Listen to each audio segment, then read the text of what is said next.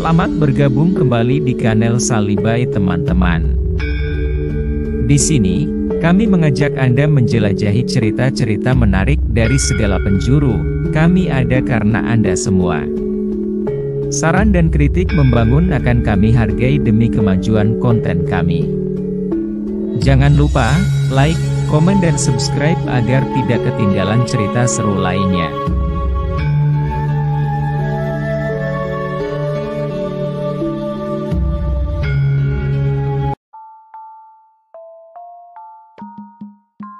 Dikisahkan pada suatu ketika di daerah Jawa Timur berdiri sebuah kerajaan bernama Balumbang. Raja kerajaan tersebut bernama Pangeran Kedaung. Konon, Pangeran Kedaung disebut-sebut sebagai Sunan Tawangalun. Ia memiliki 5 orang anak. Salah satunya bernama Pangeran Lanang Dangiran. Sejak kecil, Pangeran Lanang Dangiran sering melakukan pertapaan. Lokasi yang ia pilih untuk bertapa adalah tempat-tempat yang angker. Ketika usia Pangeran Lanang Dangiran menginjak 18 tahun, ia melakukan tapa yang tergolong sangat berani. Untuk melaksanakan tapanya, Pangeran Lanang Dangiran menghanyutkan diri di laut. Dengan menggunakan sebuah papan kayu dan sebuah beronjong, sejenis alat penangkap ikan, ia terombang-ambing di lautan yang luas dan dalam. Selama menjalani pertapaan, Pangeran Lanang Dangiran tidak makan dan minum. Berhari-hari bahkan berbulan-bulan sudah ia terombang-ambing di lautan luas.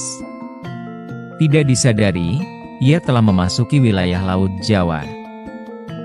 Suatu hari, muncul badai yang sangat dahsyat. Gelombang tinggi dan angin topan mengempaskan tubuh Pangeran Lanang Dangiran. Dalam keadaan tidak sadar, tubuh Pangeran Lanang Dangiran terdampar di sebuah pantai dekat daerah Sedayu, Lamongan.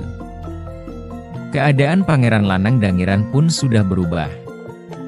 Tubuhnya kini sudah dilekati dengan kerang, keong, dan karang-karangan. Tubuh Pangeran Lanang Dangiran dapat dikatakan seperti bakaran buliran jagung yang saling menempel yang biasa disebut berondong. Untunglah ketika itu lewat Kiai Kendil Wesi yang sedang berjalan-jalan di sekitar pantai. Ia menemukan tubuh Pangeran Lanang Dangiran yang terdampar.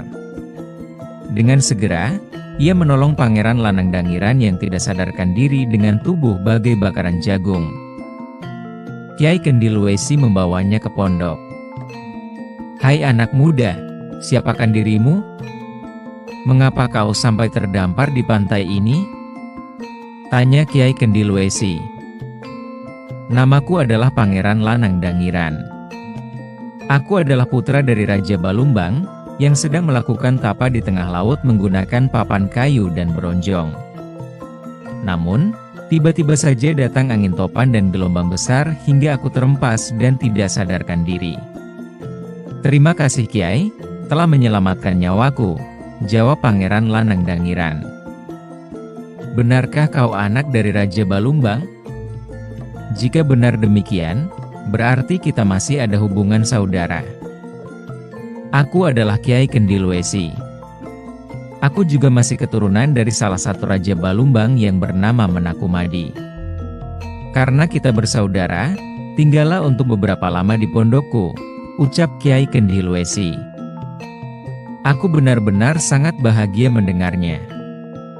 Aku tidak menyangka dapat bertemu dengan saudaraku di tempat ini. Kalau begitu, baiklah. Aku akan tinggal beberapa lama di pondok Kiai. Sekali lagi, terima kasih atas kebaikan Kiai," ucap Pangeran Lanang Dangiran. "Sudahlah, kau tidak perlu sungkan," balas Kiai Kendil Wesi. Untuk beberapa lama, Pangeran Lanang Dangiran tinggal bersama Kiai Kendil Wesi. Kiai Kendil Wesi sudah menganggap Pangeran Lanang Dangiran sebagai anaknya sendiri. Kemudian, Pangeran Lanang Dangiran memeluk agama Islam. Pangeran Lanang Dangiran sangat rajin dan tekun dalam mendalami ajaran agama Islam. Ia pun tumbuh menjadi pria yang berbudi pekerti luhur dan memiliki iman yang kuat.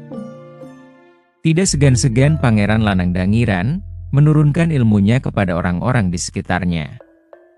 Oleh sebab itu, ia dikenal orang-orang di sekitarnya sebagai guru agama Islam. Ia pun dijuluki sebagai Kiai Ageng Brondong. Kiai Ageng Brondong menyebarluaskan ajaran agama Islam sampai ke daerah Cirebon. Ketika itu, di Panembahan Cirebon terdapat seorang putri yang cantik jelita. Putri itu bernama Dewi Sekararum. Suatu hari, Dewi Sekararum mengadakan sayembara yang isinya barang siapa yang berhasil memetik buah delima yang tumbuh di halaman rumahnya, dapat menjadi suaminya. Sayembara itu banyak dihadiri oleh laki-laki dari berbagai penjuru negeri. Mulai yang usianya muda, tua, bahkan yang sudah beristri turut hadir dalam sayembara itu. Mereka semua ingin mempersunting Dewi Sekararum yang cantik jelita.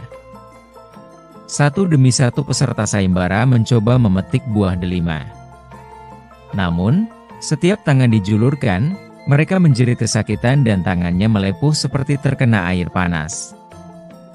Hal ini terjadi pada setiap peserta sayembara hingga tidak ada lagi yang berani memetik buah delima itu.